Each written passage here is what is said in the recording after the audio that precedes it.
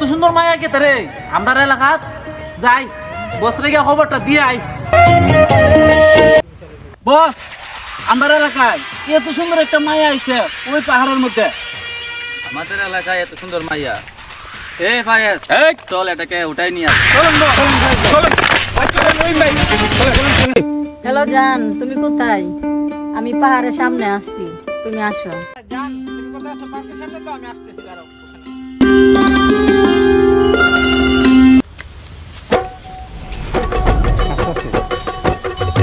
এই, এত সুন্দর মাইয়া লিয়ে নাচানাচি। এই এটাকে সবাই ধর।